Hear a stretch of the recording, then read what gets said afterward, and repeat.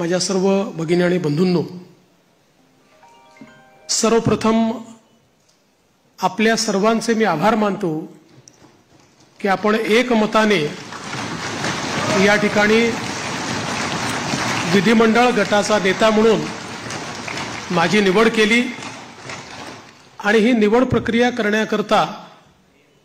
या ठिकाणी आलेले माननीय रूपाणीजी आणि माननीय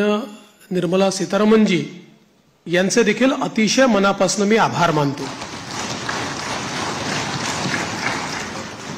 खरं म्हणजे आपल्या सर्वांना याची कल्पना आहे की यावेळची निवडणूक एक अतिशय ऐतिहासिक अशा प्रकारची निवडणूक राहिली आहे आणि या निवडणुकीचं विश्लेषण करायचं झालं तर मी असं म्हणेन की या निवडणुकीने एक गोष्ट आपल्या समोर निश्चितपणे ठेवली आहे, ती म्हणजे एक है तो सेफ है आणि मोदी है तो मुमकिन है। मोदीजींच्या नेतृत्वामध्ये देशामध्ये विजयाची मालिका ही लोकसभेनंतर पुन्हा एकदा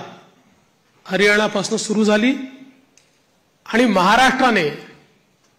जे मॅन्डेट या ठिकाणी आपल्याला दिलेलं आहे, खरं म्हणजे महाराष्ट्राच्या जनतेला मी साष्टांग दंडवत घालतो। अशा प्रकारचं मॅन्डेट महाराष्ट्राच्या जनतेने आपल्याला दिलेलं आहे। विशेषतः या संपूर्ण प्रक्रियेमध्ये आपल्या सोबत पूर्णपणे तनमनाने या ठिकाणी असलेले महाराष्ट्राचे मुख्यमंत्री माननीय एकनाथराव शिंदेजी आणि महाराष्ट्राचे उपमुख्यमंत्री सन्माननीय अजितदादा पवारजी यांचे देखील मी अतिशय मनापासून आभार मानतो आणि तद्वतच आमचे आरपीआयचे नेते रामदास आठवलेजी आणि आमच्या सगळ्या मित्रपक्षांचे देखील मनापासून आभार मानतो।